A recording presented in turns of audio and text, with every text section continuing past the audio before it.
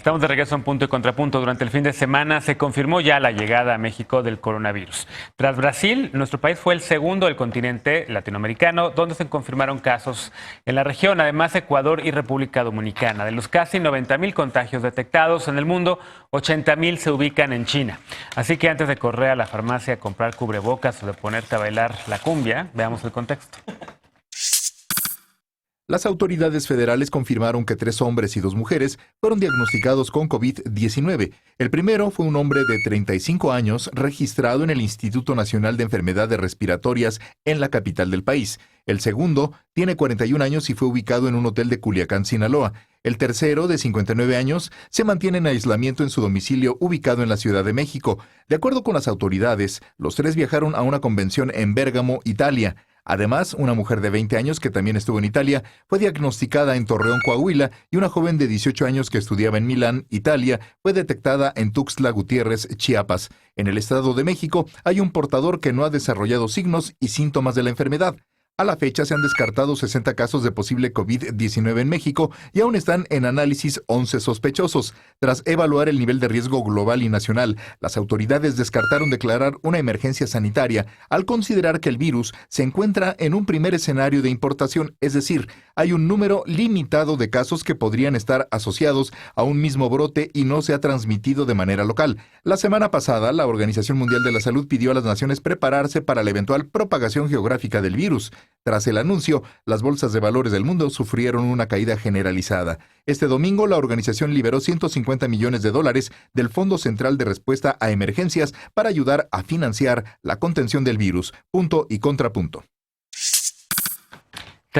Segundo tema a discutir esta noche, nada de tercero. A ver, coronavirus, ¿hay que preocuparnos? ¿No hay que preocuparnos? ¿Por qué estamos hablando de este tema? Evidentemente, hoy revisaba las columnas de varios medios y muchos colegas columnistas están escribiendo el tema. La semana pasada se empezó a tocar. Yo, la verdad, el fin de semana vi a la gente en restaurantes, en centros comerciales, en el cine, siguiendo la vida normal. Sí, bueno, uno de los problemas a nivel global que creo que es el más, el que ha agravado mucho más la situación es la falta de información certera, y no solo la falta de información certera, sino cómo se difunde esta información, ¿no? Los medios de comunicación tienden a ser bastante alarmistas con el número de casos que se van descubriendo, y luego también la comunidad científica apenas está preparándose para atender el coronavirus, e incluso hace apenas pocas semanas fue que ya por fin como que terminaron de establecer la definición de que cuando un paciente está o no infectado de coronavirus, y eso sí aumentó muchísimo la cifra de personas que estaban infectadas de coronavirus. Ahora, esta falta de información está creando paranoia. Incluso por ahí la gente está preguntándole a sus veterinarios si sus perros se pueden contagiar, porque hubo supuestamente un caso en Hong Kong y no sé qué. ¿No? Tú no te hagas. Sí, justo. Genera miedo, genera paranoia, y también genera desconcierto en las autoridades los gobiernos de los países, de que tampoco saben hacia dónde moverse. Y una preocupación muy particular de México es justo la capacidad institucional que tenemos o no para hacerle frente a una epidemia de este tamaño, ¿no? Y bueno, sí hay que hablar, creo que es muy necesario hablar, porque se junta con ahora la desaparición del Seguro Popular y la entrada del INSABI, porque el Seguro Popular sí tenía un fondo específico del 1% de todos sus recursos para financiar eventos extraordinarios. Entonces, con la desaparición del Seguro Popular, el INSABI ya no cuenta con este fondo, y entonces, si de por sí el INSABI ahorita enfrenta un reto enorme para financiarse y para atender a toda la población que no tiene IMSS o ISSSTE, pues ahora con esta nueva epidemia, pues sí, hay mucha preocupación. También hay algunas denuncias por ahí en redes de médicos que están denunciando que no cuentan con el material necesario ni para hacer curaciones ni para protegerse a sí mismos, y también eso se tiene que investigar.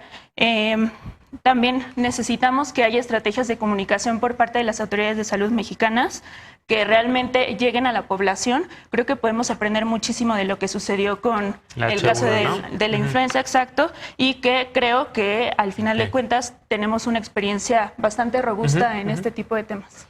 Eunice, como experta en seguridad, ¿qué te preocupa? Incluso hasta nos pega con la relación bilateral, ¿no? Trump estaba por ahí diciendo, o el secretario de Estado, Pompeo, diciendo que los viajes a México igual iba a prohibirlos. Que igual y cerraban la frontera, pero estamos ellos viendo tienen más. que tienen más casos, más bien nosotros se las cerramos a ellos, ¿no? Si fuera eso, pero la verdad eso es ignorancia, porque al final eso no se hace. Te voy a grabar. Creo que me parece que algo importante es entender dos cosas. Por un lado, creo que las autoridades mexicanas lo han comunicado bien. Tenemos al subsecretario López-Gatell, que más es un el secretario de conocido. Salud, ¿no? Perdón. Pues sí, la verdad es que en la práctica lo es, pero que además tiene una experiencia previa a la influenza, porque a mí yo trabajé en la Secretaría de Salud cuando la influenza estaba, Hugo justo llevaron también esta parte de epidemiología, y le tocó, bueno, a él y a otros, refortalecer la red de laboratorios, que hoy está fuerte, tanto la del laboratorio del INDRE, que es el principal, digamos, como de los estados, y creo que esa infraestructura se puede aprovechar. Sin embargo, me parece importante también,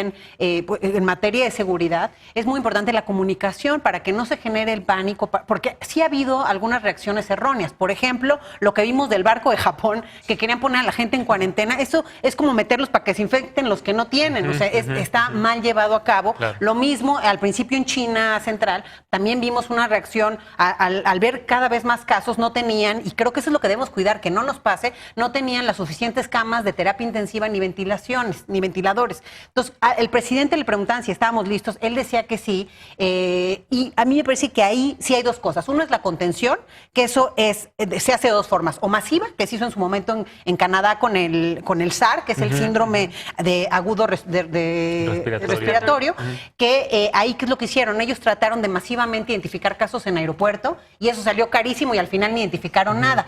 Esta semana sale en Lancet un artículo muy interesante que muestra que lo más costo efectivo y lo que se tiene que hacer en términos de contención es lo que se está haciendo, detectar casos, ver la red de vínculos y de esa forma ir de alguna forma frenando el problema. Delante de la revista médica muy prestigiosa. Y la última cosa, creo, y que debemos diferenciar de la contención, es la mitigación. ¿A qué se refiere esto? Es que ya reconocemos que hay un problema, que puede llegar el virus a México y que puede contagiar a más gente, digo, no solo a esta controlada, pero que pudiera extenderse, y entonces prever, y creo que eso sí es muy importante, que prevamos con más camas en terapia intensiva y con ventiladores en los hospitales, y estos 21,000 millones de los que hablaban los diputados, creo que sí podría ser utilizado para fortalecer la red de hospitales. Lecona.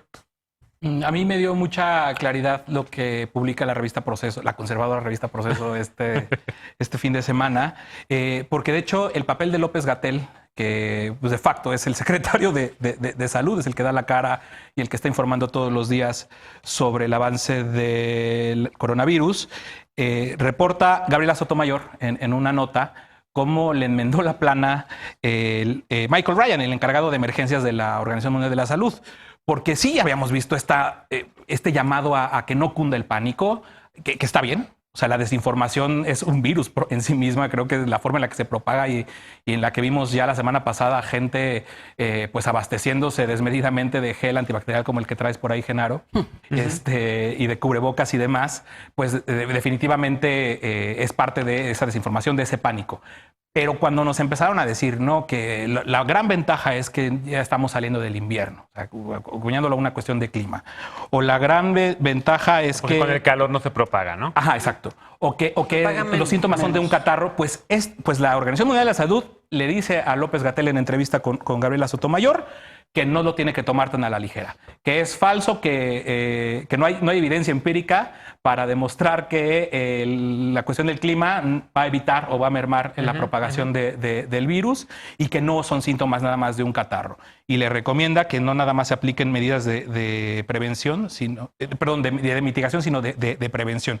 Y otro punto importante es, y por lo que creo que también le urge a los gobiernos, no nada más al gobierno de México, que no cunda tanto el pánico y que no genere inestabilidad. Que no panda el cúnico. Es la cuestión, lo que no panda el cúnico, es la cuestión económica. O sea, sabemos que las mejores o las más optimistas proyecciones de crecimiento económico para México eran del 2%. Y ya estamos viendo ahorita efectos terribles, como el peso, que ya tuvo su peor momento en lo que va del año, y el índice de precios y cotizaciones, que cerró con un desplome semanal de 7.76%, que no se veía desde la crisis del 2008. A ver cómo afecta el turismo. Exacto. Ahí viene Spring Spring Break, que es una de las temporadas más altas de viajeros estadounidenses y canadienses del país. La industria manufacturera. Todo lo manufacturera. Restaurantes. Que dependemos, una cifra por ahí justo en Revista Procesa de China, 80,000 millones de dólares de insumos intermedios para diversidad de industrias como la tecnológica. Paréntesis, ya que dijiste que traigo el gel antibacterial, mi mamá me pidió que lo usara. Mi mamá, ya ver si te hago caso. Pues felicidades a Genaro. Lecona aquí es testigo. Pero bueno, la verdad es porque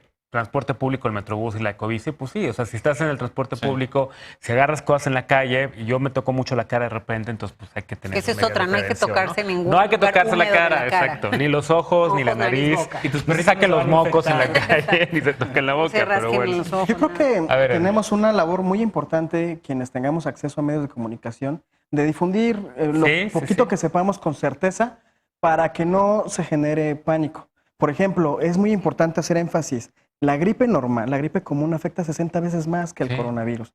Influenza. Lo que está haciendo gente como el sangrón de Samuel García repartiendo cubrebocas naranjas es capitalizar el pánico, el miedo de la gente de una manera muy irresponsable. ¿Por qué? Porque genera un virus que es más feo que el coronavirus, que es el del pánico, genera inestabilidad económica y genera además desabasto de cosas que sí hacen falta. Me decían que los cubrebocas son indispensables para la atención cotidiana de los dentistas, por ejemplo, y de repente ya no encuentran porque la gente los compró sin necesitarlos. Y dicho eso, quiero hacer un contraste que le encanta a la prensa conservadora entre cómo manejaron el tema en la influenza en el sexenio que fue Calderón, ¿no? Cuando la influenza y cómo lo está manejando ahora. Decían que hay un vacío de información. Bueno, ahora no solamente se está haciendo la mañanera para hablar del COVID-19, también la nocturna. ¿No? Para hablar también de cómo está avanzando el tema. En aquel tiempo de la influenza, el presidente desapareció.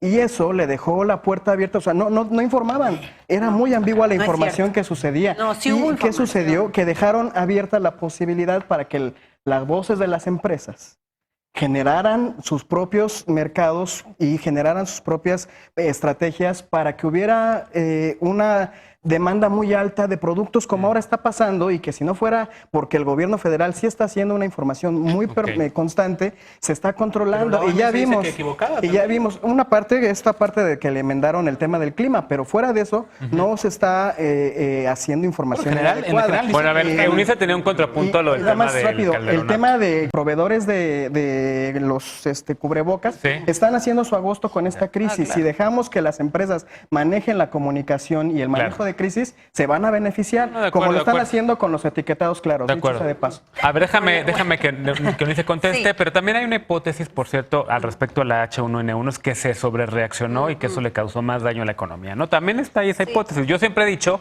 que de las pocas cosas buenas que hay del Calderonato fue su responsabilidad frente a la H1N1, nada más. Sí, mira, yo creo que ahí también hubo una comunicación, no el presidente no estaba ahí, pero sí estaba el secretario Córdoba de manera permanente. Vivíamos en la secretaría, los que trabajamos ahí dormíamos y ahí estábamos. Estaba López Gatell también, era funcionario con el doctor Córdoba, estaba Mauricio Hernández, estaba el zar de la influenza, que es el doctor Macías, que es un doctor que creo que es la persona que más sabe de estos temas en México. Entonces me parece que, porque salud es un tema muy técnico, entonces al final es gente que no, pues tampoco puedes reinventar los que saben de estos temas, ¿no? Gatell lo está haciendo muy bien. Claro, y yo sí creo que lo han hecho bien en la comunicación, pero sí no coincido en que no se hizo en la influenza.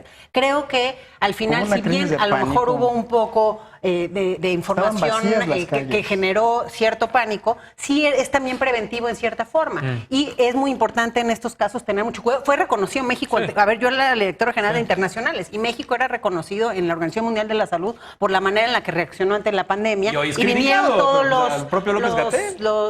Sí, yo creo que ha hecho un trabajo importante en comunicar, en la red de detección, la red de laboratorios. O sea, sí creo que ha hecho un papel importante en decir que no cunda el pánico. O sea, porque yo sí lo he escuchado en varias mañaneras y ayer en la nocturna, y pues todo es pues la tasa de mortalidad es de como el 5%. O sea, es puro estén en calma, Tranquilos. lo cual es importante, pero yo no veo que pase la frontera de la calma al tomen estas medidas. Sí, bueno, también porque van 5 casos, ¿no? Claro. O sea, si al Sí, porque- rato... y se ha hecho lo correcto con los Pero si el casos, que es presidente dice que las llevan 2 pruebas de meses detección informando. temprana, que Ya. eso es lo que marca, como les digo, la Está revista bien. Lancet, que eso es lo que hay que hacer, pruebas de detección temprana con casos Ya. dirigidos. Sí, sí. No, que tiene mucho también que ver con que a nivel global la comunidad científica todavía no tiene toda la información, entonces casi vamos paso a paso. Lo que dicen del clima, en realidad lo que dicen es como de, bueno, esperamos que con el aumento de la temperatura con el cambio de estación puedan disminuir algunos casos de contagio, como sucedió con la influenza. Pero es es una Irresponsabilidad. Y si No, ha no dicho el necesariamente. subsecretario a No qué casos es necesariamente. más grave, ¿no? O sea, por ejemplo, la influenza repitió 15 veces embarazadas. Y Sí. en el caso del coronavirus, pues aquellos que tienen otros padecimientos, ¿no? Bueno, vamos a una pausa. Te dije Cecilia en lugar de Cristina. Tengo también ahí medio dislexia con esos Sí, dos te la nombres. va a guardar. Bueno, a ver, también una cosa. Yo el fin de semana también paparruché, me lo hizo ver mi coordinador de información. Puse una información que era no del todo cierta, que la OMS recomendaba no comer carne. Realmente la OMS recomienda no comer carne cruda. Así que si eres carnista, pues sigue comiendo tu carne a pesar de todos los problemas que te genera para tu salud en lugar de comer verduras. Pero bueno, vamos a una pausa. Regresando, en Estados Unidos, el 9º circuito de apelaciones bloqueó y luego desbloqueó el protocolo conocido como Remain in Mexico, quédate en México. Y los inmigrantes cada vez más enfrentan mayores problemas en su búsqueda de llegar a Estados Unidos con protocolos o sin ellos. Con este tema regresamos a Punto y Contrapunto, no te vayas.